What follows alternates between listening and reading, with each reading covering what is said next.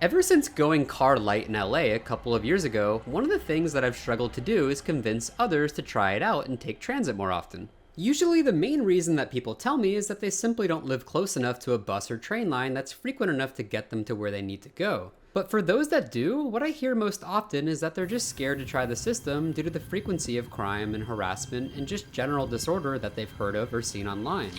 And while this perception of Metro as being unsafe has some decent foundation, I always point out to people that their chances of being a victim of a violent crime is still extremely low, and that overall it's safer than driving. But these basic urbanist arguments haven't won too many hearts and minds over in my experience, and I have a feeling as to why that might be the case. What people are mainly talking about when they say they're scared to ride Metro is the potential for violence to erupt because of the uncertainty of uncomfortable situations and behaviors that are more common to see.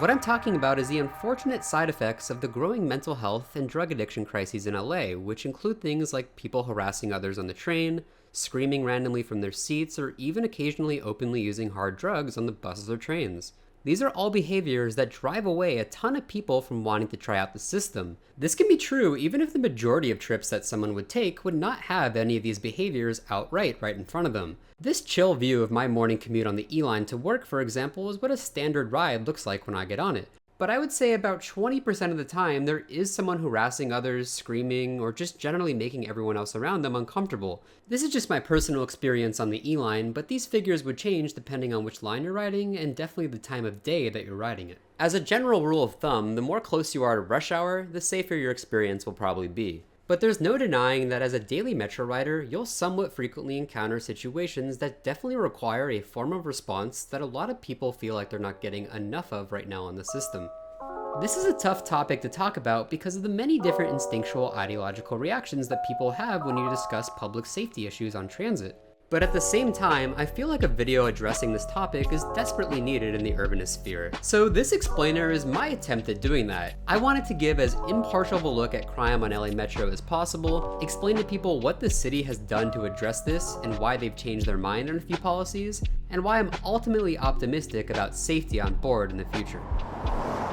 I think it's important to give a quick history as to how bad crime rates and just general public safety issues have gotten on Metro, so that we can then move into discussion about what the city has failed and achieved at to address this. If we go back in time a little over a decade, we can see that crime rates started to rise around 2011, where the crime rate increased steadily over the next decade. It dipped a little bit between 2017 and 2019, but things started to grow worse around the end of 2019 and definitely when the pandemic hit. When people ditched the system to work at home during the pandemic, the lack of eyes on the train contributed to a massive increase in crime on board. More recent data from Metro over the last 6 months reveals that these rates of crime have remained stubbornly high against persons and property, and they've been growing against society, which include things like trespassing, weapons possession, and narcotics. So what has Metro done over these last few years to address this? To paint that picture, we need to go back to the early days of the pandemic. Despite crime rates growing increasingly bad at this time in 2020, Metro announced an idea to completely reimagine policing on board the system, and this included a concept to basically replace all situations which would involve police or security normally with unarmed ambassadors and social workers. The idea behind this was that policing comes with way too much negative side effects, so why not replace that with something that addresses everything at its root causes? The social workers would be there to mainly de-escalate situations involving mental illness and refer people to housing, while the ambassadors would be there to mainly add a deterrence effect by their presence, help talk to riders, and even report crimes in if they happen right in front of them. But partly because polls kept showing that everyday riders were still supportive of police and security, the LA Metro Board decided to roll out this concept as a trial program by not replacing the police instantly, but simply adding more social workers and adding 200 new ambassadors to the system. And in late 2022, these ambassadors were rolled out as part of the trial program. Over the next year and a half, riders came to largely appreciate them. They seemed to be really good at reporting things that needed to get cleaned, answering riders' questions, and just by being a deterrence effect by their presence on the system and watching the train and platforms. And although a majority of riders appreciated them for these reasons, they still had growing concerns about safetiness on board in general, despite the fact that the ambassadors were now added to the system. They made it clear in surveys with Metro about a year after the ambassador program was launched that they still generally felt unsafe on the system despite interacting with ambassadors. Less than 50% of respondents across this questionnaire felt satisfied from safety from crime on board. And I have a feeling that this has a lot to do with the fact that Metro ambassadors don't seem to report something unless it's an imminently violent crime, but even when passengers get them to report something, it often takes way too long for there to be a security response that detains and removes that person. The most obvious solution to that is to simply have an onboard force of security officers who can respond right away or within a few minutes or so when a crime happens. And luckily, Metro themselves came around to realizing this because they ended up replacing their whole plan to add only ambassadors to the system with a plan to create its own in-house transit policing force that would have the arrest powers of any other type of normal police force in any city. Metro actually had this police force originally in the 80s and 90s before it was disbanded, and back then they did a pretty good job. They ran undercover operations, patrolled for quality of life crimes, and actively made rounds around buses and trains to make people feel safe. Metro's preliminary plan to revive them would involve adding hundreds of them to assist the ambassadors and existing security teams that aren't the LAPD and LA Sheriffs. This differs from the current setup right now, which sees the LAPD, LA Sheriffs, and Metro's own security officers all simultaneously sharing duties to patrol the system. And personally, I think Metro's plan is a great one to simplify all that by just deputizing all of these security agents and making hundreds of them throughout the system. I think this is vital because it's well known how much the LAPD and LA Sheriffs don't really take an active interest in patrolling the Metro system. You can often find them standing around on their phones in the corner of a station or in their patrol vehicle outside of it, not going inside. This is because it's a huge overtime collecting business for the LAPD.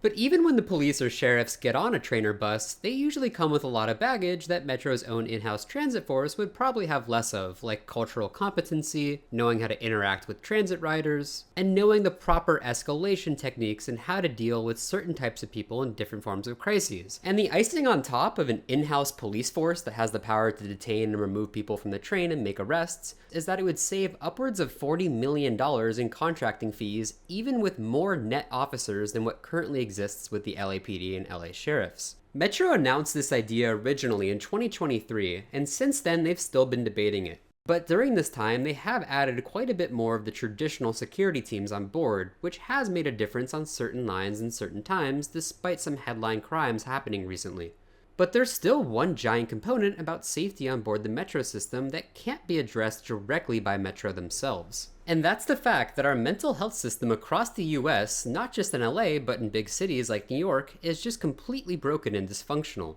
What we need is a combined effort to fund both voluntary and involuntary mental health care, with the involuntary cases going particularly to those who routinely harass others on the system and who repeatedly commit crimes. Right now in LA County, we have a system of diversion, but it's not been utilized nearly to the extent that it should be by our district attorney. Typically over the last couple of years in LA, if someone commits a series of minor-ish crimes on transit, say harassing others, using drugs, trespassing multiple times, they'll be given cite and release court appearances, which they typically don't follow up on, and given no mandated appearances to visit mental health care, take drug rehabilitation, or do any sort of mandated program to help them relieve the symptoms of what's causing them to commit so many crimes. This sort of true diversion system I think would work a lot better in reducing crime in LA and striking a good balance in what we need in terms of reforming the criminal justice system. Spending a few months in a locked mental health facility, albeit if we improve the standards in them and make sure they're funded enough and have enough staff, will be a lot better than languishing in our current prison system, or suffering out on the streets for years at a time.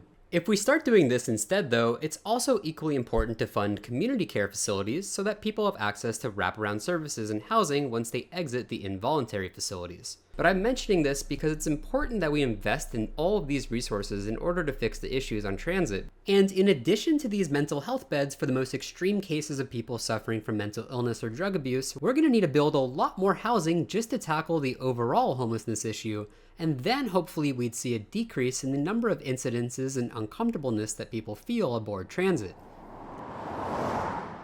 It can get uncomfortable talking about these things as an urbanist, but I'm willing to talk about them because I feel like the vast majority of everyday people in LA have been coming around to a more moderate position on these issues. Unfortunately, there are still quite a few groups in LA politics that completely oppose the idea of policing on transit, and this includes Metro's in-house police force, and many groups are pushing back against it right now. And although I disagree with that primary goal of these groups, they do propose some decent alternatives to policing that they think will increase the amount of people that use the system and thereby make it safer. This would include things like adding vendors specifically underneath some of our underground stations and on our above ground stations, increasing the amount of custodial and ambassador staff to just talk to people and walk around and be a presence, and by investing more in making the trains run more frequently and expanding the system overall. You can pretty much call this the all carrots and no sticks approach to solving crime and public safety issues on transit. To give an example of this, one stick solution that isn't being talked about by these activist groups is hardening our fare gates. A lot of our stations don't even have fare gates, but when they do, they look like this, ridiculously easy to hop.